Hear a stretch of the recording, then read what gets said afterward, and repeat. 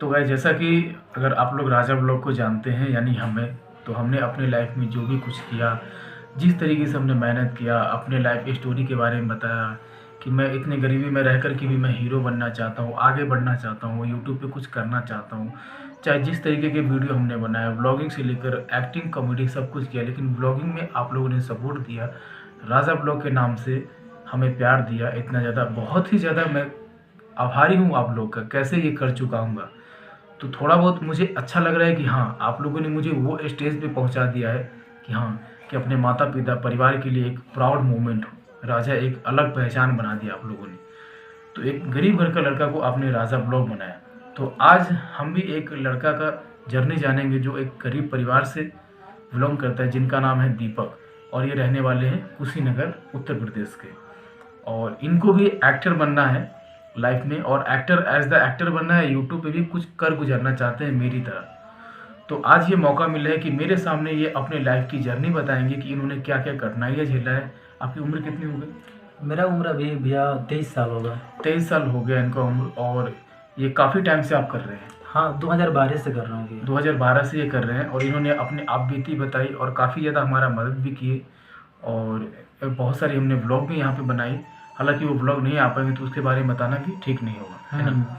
तो हम इनके लाइफ के बारे में जानेंगे कि इन्होंने किस तरीके से मेहनत किया, क्योंकि मैं जब इनकी जर्नी सुना तो मैं खुद भावुक हो गया कि नहीं, ये यूट्यूब पर लोगों के पास जानी चाहिए और कहीं ना कहीं इनको सपोर्ट मिलना चाहिए। तो आप अपने जो जीवन में अभी तक संघर्ष किए हैं वो सारे चीज़ें सच्चे दिल से, सच्चे मन से बताइए, ताकि ऊपर वाला भी आपका साथ दे, और जो हमारे माता बहनें जो देख रहे हैं वो भी आपको सपोर्ट करे कि हाँ, ये लड़का आगे बढ़ना चाहिए राजा ब्लॉग की तरफ। जी तो नमस्ते, प्रणाम। हम दीपक देहाती भोजपुरी एक्टर हूँ, और मैं कुशीनगर डिस्ट्रिक्ट से बिलोंग करता हूँ। एक छोटे से फैमिली से हूँ, और मैं एक्टिंग का दुनिया में मतलब 2012 में जब मैं 8वीं क्लास में पढ़ता था, तब से मैं बचपन से शौक़ है कि मुझे एक्टर बनना है भोजपुरी में। और मैंने काफ़ी 1-2 एल्बम भी किया, जो पटना गया था, आदिशक्ति फिल्म से गया था। वहाँ पे क्या हुआ कि मैं अपने गांव में काम करता था, जैसे कि दवा सप्लाई का एक मतलब एमआर का मैं काम किया साल भर। उसमें मुझे 5500 रुपये महीना मिलता था। तो मैंने साल भर किया। उसमें ये रहता था कि बहन की शादी भी थी उस टाइम, तो मैंने ये सोचा था कि कुछ पैसे अगर हो जाएंगे, तो मैंने कहा था कि मैं अपने बहन की गाड़ी का पैसा मैं दे दूँगा, मैं अपने फैमिली में बोला था।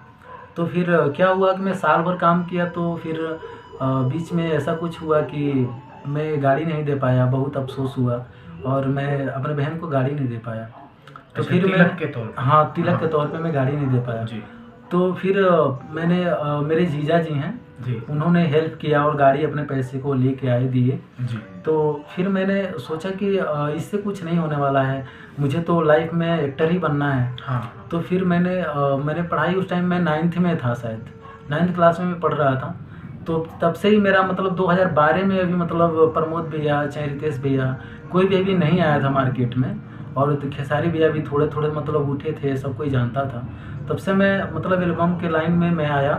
तो घर का फैमिली ऐसा था ना भैया कि मैं पैसे नहीं मांग पाया। अच्छा मैं जहाँ भी जाता था तो 60,000, 70,000, 80,000 एक एल्बम का मांगते थे सब। हाँ। उस टाइम कैसेट के ज़माना था। राइट तो फिर घर से पैसे नहीं मिल पाया, तो मैं घर से नहीं लिया पैसा। तो फिर मैंने गोरखपुर गया, और वहाँ पे के रिकॉर्डिंग स्टूडियो है, वहाँ पे सर के पास मैं गया और बोला कि सर मुझे गाना है, और मैं 9th क्लास में भी था। तो उन्होंने फ्री में मेरा एक गाना निकाला था। फर्स्ट टाइम मैंने एक गाना में गाया था, जो फ्री में किए थे वो हमको देख के।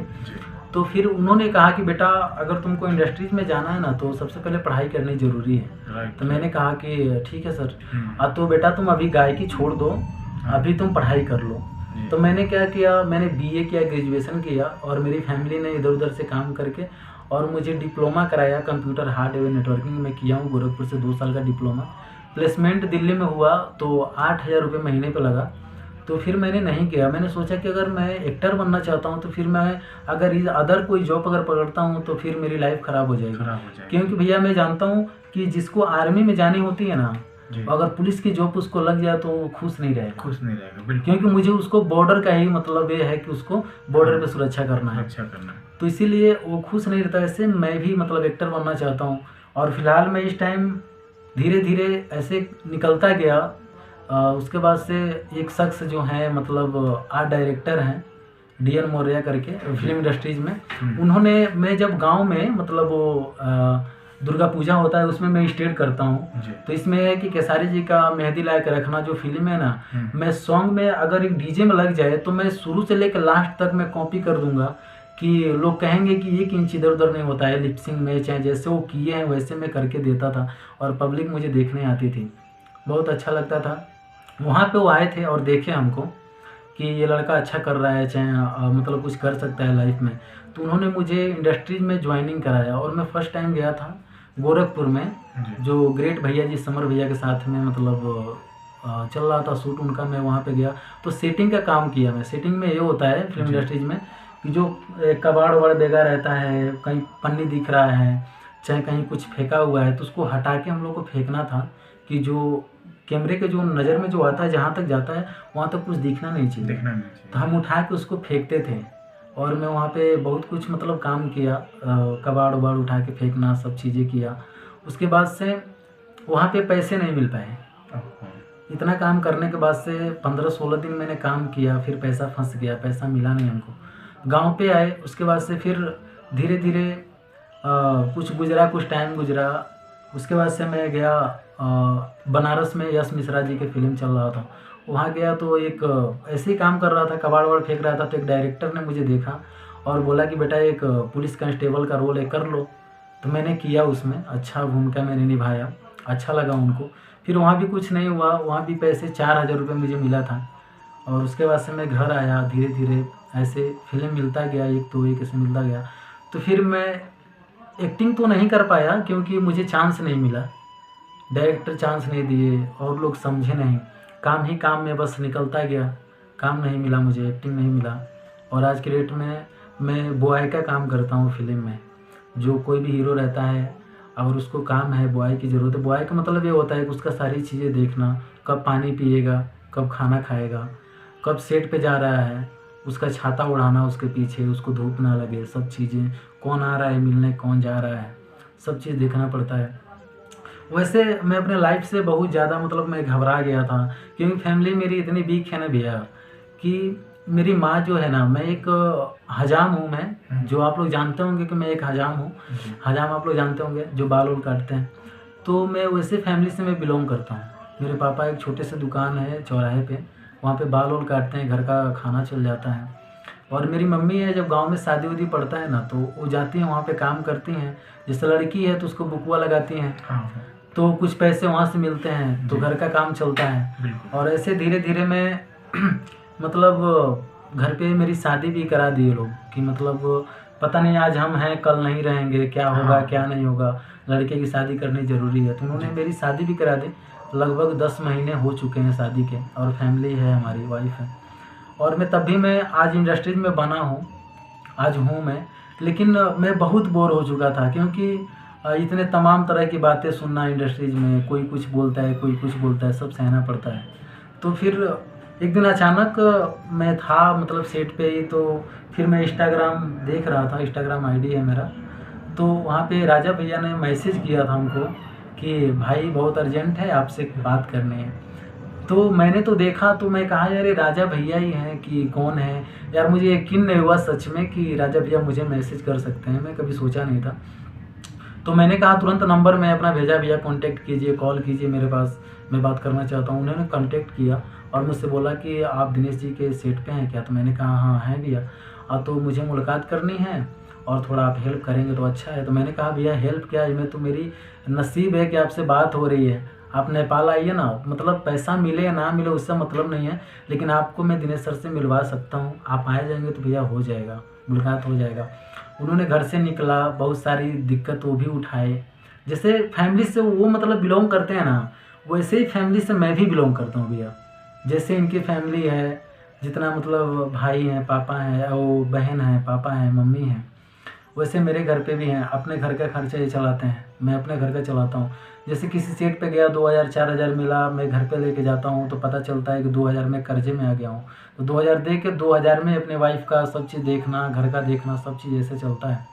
और बहुत दुख तकलीफ झेला भैया, और मैं सोचा कि एक्टिंग अब लग रहा है मैं कर नहीं पाऊँगा, क्योंकि 2000-4000 मिलने से कुछ नहीं होगा ना। एक्टर से बात करो वो सुनता नहीं है, डायरेक्टर से बात करो वो भी नहीं सुनता है।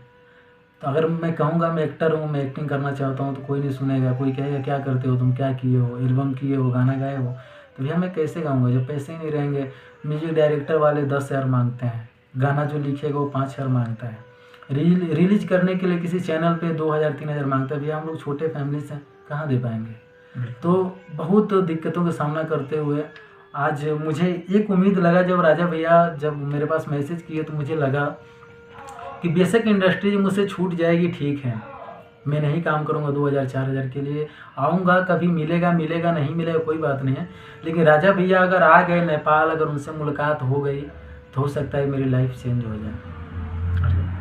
तो इन्होंने आया नेपाल, और मैं इनके लिए 2 दिन में यहाँ पर रुका था एक दोस्त के घर पे।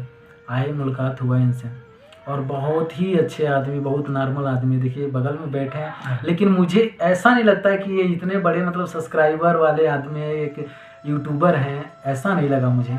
बहुत अच्छा लगा इनसे मिलके हमको। और इन्होंने खुद मुझे बैठा के, मैं जब अपने बारे में मुझे इनको बताया, जब ना ये भावुक हो गए।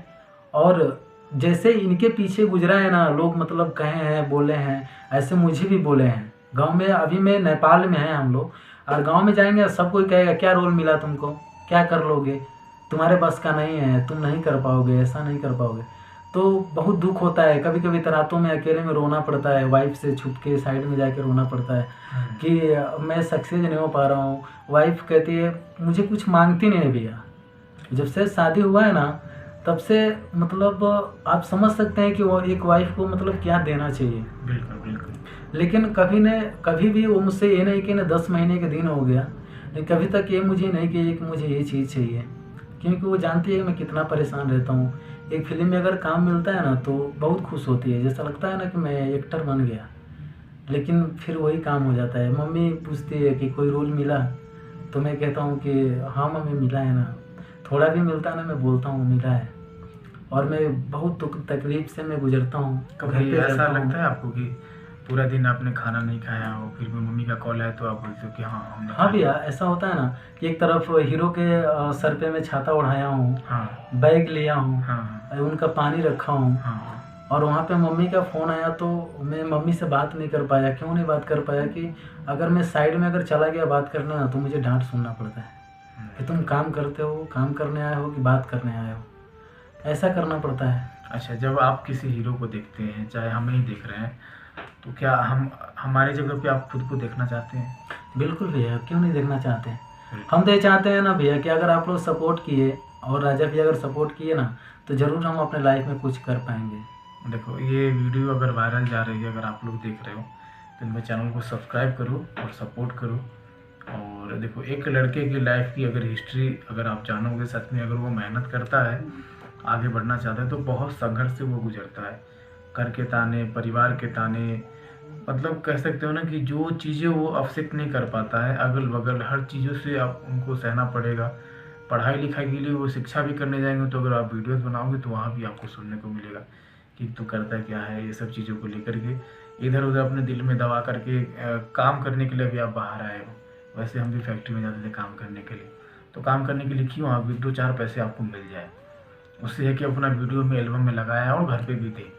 और सबसे बड़ी बात जिम्मेवारी कि आपने शादी कर ली, तो ये सबसे बड़ी जिम्मेवारी है आपकी लाइफ की, जो मुझे लगता है कि आपको करनी नहीं चाहिए थे, बट हो गई। तो आपकी जो फैमिली है, जो आपकी वाइफ है, वो आपको सपोर्टिव है, तो ये और सबसे बड़ी बात है, खुशी की बात है कि वो आपसे कुछ मांग नहीं रहे, आपको सपोर्ट में, आपको सक्सेस में देखना पसंद करते हैं, है ना।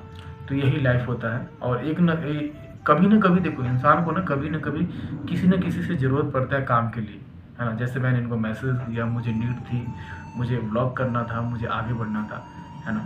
तो इस परिस्थिति में हमने इनके सपने को देखा, सुना, अच्छे तरीके से बैठा कि हाँ सच में आप करना चाहते हो। तो उन्होंने बताया कि हाँ भैया मुझे ये चीज़ें करना है, सोशल मीडिया पे आगे बढ़ना है, और मैं ये नहीं जानता हूँ कि ये किस तरीके से करेंगे और कैसे करेंगे, बट आशा करता हूँ कि लाइफ में ये सक्सेस हो जाए और जल्द ही हो जाए और अपने माता पिता का नाम रोशन करें। मैं तो भैया ये कहना चाहूँगा कि मेरी मम्मी जब दूसरे के घर जाके काम करती है, बुकवा लगाती है, पैसे कुछ मिलते हैं, मेरे पापा जब चौराहे पे बाल बनाते हैं ना, जब मैं चौराहे पे जाता हूँ तो अगर 100 रुपये कमाते जानबे करते हैं, एज उनका हो गया है, तो 100-150 रुपये कमाए रहते हैं। तो अगर मैं चौराहे पे चला गया ना, तो वो कहते हैं लो ये 20 रुपये 34 रुपये खा लेना। आप बताओ। तो मैं ये सोचता हूँ कि मैं जिस उम्र का मैं हूँ ना, मेरे उम्र के लड़के कमाते हैं और अपने फैमिली को, अपने मम्मी पापा को सुख देते हैं, लेकिन मैं कहीं ना कहीं नहीं दे पा रहा हूँ। क्यों नहीं दे पा रहा हूँ कि इसमें रीज़न है। मैं चाहता हूँ कि मैं एक सक्सेस आदमी बनूँ, एक्टर बनूँ, चाहे कई चीज़ें बनूँ, कि मैं अपने मम्मी पापा को हर एक काम जो वो लोग करते हैं ना, देखो वो लाइफ मैं में, छुड़ा दूँ उन लोगों को लाइफ काम। में अगर नॉर्मल फैमिली से अगर बड़ा सपना देखते हो, है ना, लाइक मान लिया राजा ब्लॉग ने देखा था कि मुझे करना है, तो किसी भी तरह वो वायरल हुआ, लोगों के बीच में अपने रियल चीज़ों को। अभी मैं राजा ब्लॉग की अपनी बात नहीं कर रहा हूँ, मैं उनके बारे में बता रहा हूँ कि हाँ उन्होंने किस तरीके से मेहनत की है कि नहीं, क्योंकि वो चीज़ें हो ही नहीं सकता। नेट पे आपको क्यों देखेंगे लोग, किस लिए, आप क्या करके दिखाओगे लोगों को, है कि नहीं। तो ये मेन रीज़न होता है। तो हम चाहते हैं कि आप लाइफ में कुछ ऐसा कंटेंट लाओ, कुछ ऐसा बदलाव लाओ जो लोगों की ज़रूरत है कि हाँ दीपक को ये चीज़ें करना चाहिए था, है कि नहीं। तो कुछ यूनिक चीज़ें करो, जैसे कि आप फिल्म के सेट पे जाते हो काम करने के लिए, तो हीरो को देखते हो तो आप अंदर कहीं ना कहीं उनसे कंपेयर करते हो कि मैं इनके जगह मैं कब बैठूंगा। होता है ऐसा, एक दूसरे से कंपेयर करने वाली बात होती है, लेकिन पहले मैं भी जाता था तो ऐसे होता था, बट अभी जो भी है थोड़ा बहुत सही है, क्योंकि आप उस चीज़ से सीख रहे हो धीरे धीरे, है कि नहीं। सीखते हैं भैया। आपको जब मैंने देखा ना कि मतलब ऐसे घर से बिलोंग करते हैं, इनके साथ भी यही हुआ कि जो मतलब हमें आज के डेट में बोला जाता है ना, वो राजा भैया को पहले बोला गया है। और इन्होंने ये दिखाया है कि एक गरीब का लड़का जो चाहे वो अपने मंजिल को पा सकता है अगर मेहनत करे। एक एक दो दो दिन वे खाए भी रहे हैं।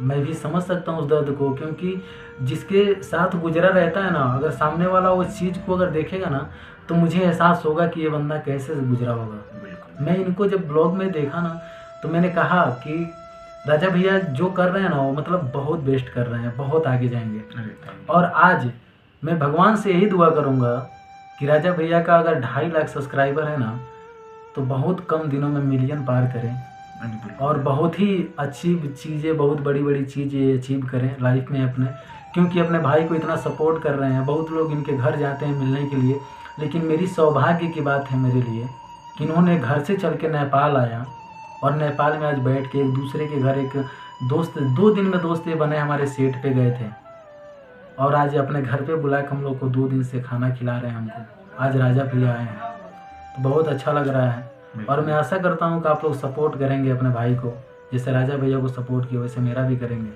और मैं आप लोग को बता दूं कि मैं इंडस्ट्रीज में अगर आप लोग के आशीर्वाद प्यार से अगर आ गया, अगर मुझे काम मिलने लगा, तो मैं बहुत अलग करके बहुत सारी चीज़ें मैं दूंगा कि जो भोजपुरी में कुछ नया होगा, कुछ यूनिक होगा।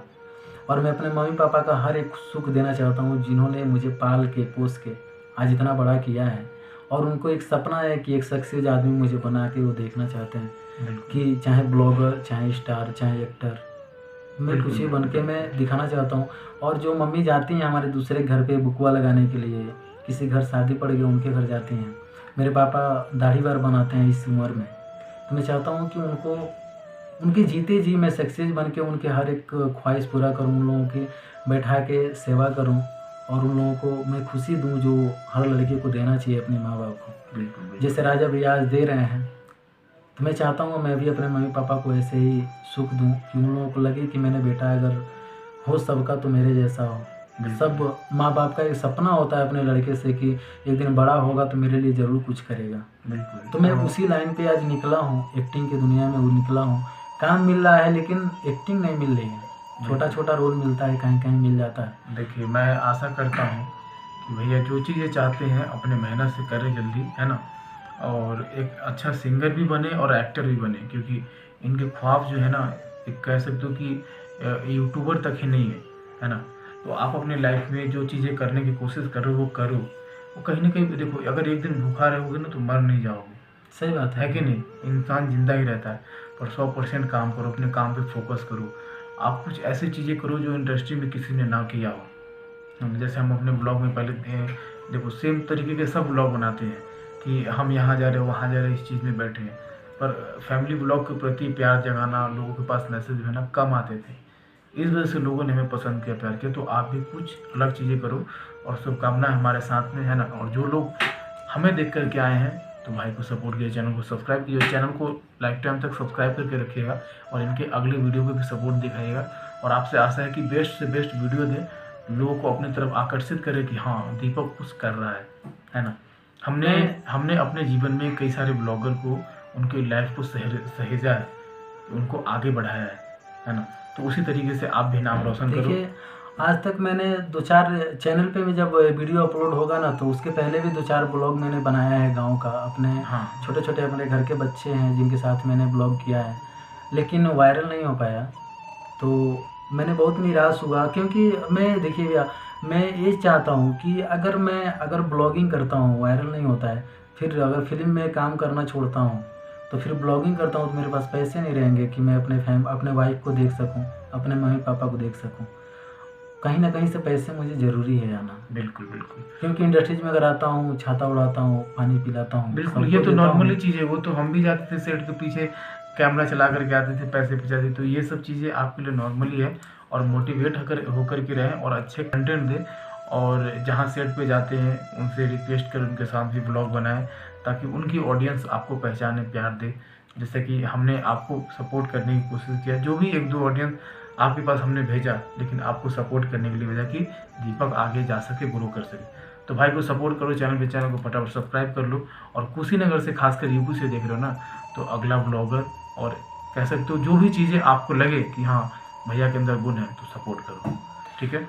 थैंक यू भैया। और आज मैंने एक चिंटू भैया का भी, चिंटू पांडे को आप लोग जानते होंगे, उनका भी फिल्म मिला था नेपाल में ही, पोखरा शूट चल रहा है, लेकिन मैंने ना बोल दिया। क्यों बोला?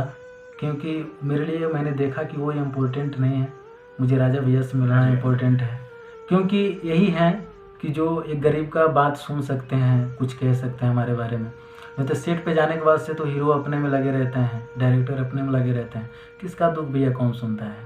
लेकिन मैं जानता था कि अगर राजा भैया ने मुझे कांटेक्ट किया है और मुझे उस काबिल समझा है, मैं तो बहुत सौभाग्य की बात है मेरे लिए कि मुझे कैसे भी ये मुझे कांटेक्ट करे ना करे वो तो सही है, लेकिन मुझे कांटेक्ट किया, वो भगवान से मैं बहुत आभारी हूँ उनका कि जिन्होंने मेरा ही आईडी पहले इंस्टाग्राम पे सर्च किया कि दिनेश लाल के साथ किसका फ़ोटो है, तो मेरा ही फ़ोटो आया।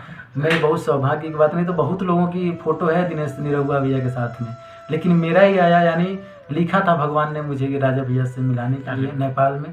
अब मैं वो फिल्म छोड़ दिया राजा भैया के लिए, और मैं आशा करता हूँ कि राजा भैया को जैसे आप लोग सपोर्ट कर रहे हैं मुझे भी करेंगे। और मैं अपने लाइफ में अपने मम्मी पापा को, मैं अपने लाइफ में ये नहीं चाहता कि मैं बहुत बड़ा आदमी बन जाऊँ, ऐसा नहीं है भैया, मैं ऐसा ही रहूँगा हमेशा। जैसे राजा भैया को आप देखते होंगे कि आज एक सक्सेस आदमी हैं, लेकिन कितना नॉर्मल रहते हैं। आप देखेंगे कपड़ा इनका और ये शूज़ जो पहन के आए हैं, अगर दूसरा कोई बंदा अगर इतना बड़ा अगर ब्लॉगर होता ना तो ब्रांडेड चीज़ पहन के आता, लेकिन मैं कहता हूँ कि राजा भैया बनो यार। क्योंकि कि ये कपड़े से ब्रांड बनना नहीं चाहते हैं, इनकी अलग एक पहचान है कि ये खुद ब्रांड बनना चाहते हैं। और मैं चाहता हूँ कि आप लोग ज़्यादा से ज़्यादा अगर सपोर्ट करिए राजा भैया को, क्योंकि ऐसा आदमी बहुत कम है इस दुनिया में कि एक दूसरे को सपोर्ट करने वाले। क्योंकि अगर मेरा चैनल ग्रो होता है, किसी का हो जाता है, तो दूसरे वाले को करना नहीं चाहते कि उनका भी हो जाएगा, वो भी अपने फैमिली को खुश करने लगेगा। ऐसे बहुत कम लोग होते हैं भैया। तो इनके वजह से आज मुझे यूट्यूब पे ब्लॉगिंग आज करना फर्स्ट टाइम इनके साथ मुझे मिला, मेरे लिए बहुत सौभाग्य की बात है। और मैं अगर आगे जाता हूँ, अगर मेरा वीडियो वायरल होता है, आप लोगों का सपोर्ट अगर मिलता है, तो इसका श्रेय मैं राजा भैया के घर पे जाके मैं ब्लॉग बनाऊँगा। और मेरा वो दूसरा ब्लॉग, तीसरा ब्लॉग होगा जब मैं वायरल हो जाऊँगा। मेरा ब्लॉग अगर चैनल ग्रो होता है तो मैं राजा भैया का आशीर्वाद लेने, खास करके इनसे भी बड़े जो इनके मम्मी पापा हैं, उनका मैं पैर छू के और मैं आशीर्वाद लेके बोलूँगा कि भगवान से आप लोग बहुत बनाए हैं कि ऐसे लड़का आपके मिले कि जो बहुत ही, क्या बताऊँगा, जितना तारीफ करूँ उतना कम। कोई बात नहीं, मैं यही कहूँगा कि आप मेहनत करें और आगे बढ़े, ठीक है।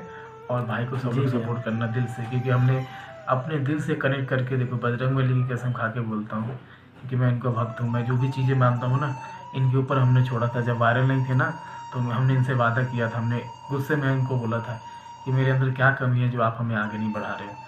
उसी दिन से मेरा वीडियो का लेवल आगे तक बढ़ता गया। तो भगवान में बिलीव होता है। तो यही बोलता हूँ, भाई का मैंने कहानी सुना और मैं इमोशनल हो गया कि अरे नहीं, इनके साथ आना चाहिए, अपने स्टोरी को शेयर करवाना चाहिए कि ऑडियंस तक बात को जा सके और इनको सपोर्ट करो। चैनल को सब्सक्राइब कर दो और ये वीडियो वायरल जा रही है तो और ज़्यादा से ज़्यादा शेयर करो ताकि दूसरे लड़का मोटिवेट हो सके, अपने लाइफ की कहानी को शेयर कर सके। ठीक है, और इसी तरह आप आगे बढ़ो। ठीक है, डिमोटिवेट नहीं होना है। ठीक है, नहीं होगा भैया, आपसे मिल गए ना तो हमारा जैसे दिल में जो चीज़ें टूटी हुई थी, आज मुझे लगता है कि मैं अपने फैमिली के लिए कुछ कर पाऊंगा, अपने मम्मी पापा के लिए कुछ कर पाऊंगा। और मेरी वाइफ जो शादी के बाद आज तक एक चीज़ नहीं मांगी है, वो यही बोली कि जिस दिन आप सक्सेस हो जाएंगे मैं वो आपसे उस दिन कुछ मांगूंगी। तो जिस दिन मैं अपने वाइफ को गिफ्ट अगर दूंगा ना आप लोगों के पैसे से, तो मैं आप लाइव आऊँगा आप लोगों के बीच में और उसका भी ब्लॉग आप लोगों के बीच में बनाऊंगा कि मैं कैसे वो खुश होती है, कैसा इमोशनल उसका चेहरा होता है, आप लोग को मैं दिखाऊंगा भैया। तो सपोर्ट करिए, जितना मेरा करिए, हमसे भी कहीं ज़्यादा। आज अगर ये वायरल जा रहा है कि वीडियो, तो ये राजा भैया की वजह से जा रहा है। और आज नेपाल में आके मुझे सपोर्ट किए, ये मेरे लिए बहुत सौभाग्य की बात है कि मैं कुछ पिछले जन्म में कुछ अच्छा कर्म करके आया हूँ कि जो आज इतने बड़े ब्लॉगर आके मेरे साथ इतने बड़े सपोर्ट कर रहे हैं। आप देखिए भैया, आप अपने अंदर बेशक आप अजीब हैं कि हाँ मैं नहीं हूँ ऐसा, लेकिन मेरे नज़र में आप वैसे हैं कि आज मेरे सामने आप बैठ के नेपाल में आप सपोर्ट कर रहे हैं। तो इनके जैसा कोई नहीं है, मैं तो यही कहूँगा भैया, क्योंकि मैंने भगवान को नहीं देखा है, लेकिन हो सकता है भगवान के वेश में यही आए मेरे। अरे नहीं, ठीक है, ऐसा कुछ नहीं है। तो मैं यही कहूँगा कि भाई को सपोर्ट करो, चैनल को सब्सक्राइब करो, है ना। और ये वीडियो काफ़ी लंबी हो रही है ताकि लोग भी जो है थोड़ा आजकल टाइम निकाल कर जल्दी देखते हैं। हाँ, तो बस हम यहीं पे इस वीडियो को ख़त्म करते हैं। और इनकी इंस्पायरिंग कहानी थी कि जो इनके दिल के अंदर था वो कैमरा में बोलना चाहते थे। तो वीडियो लंबी हो गई होगी, इसके लिए सॉरी। इन भाई को सपोर्ट करना, चैनल को सब्सक्राइब कर लेना। थैंक यू भैया, लव यू।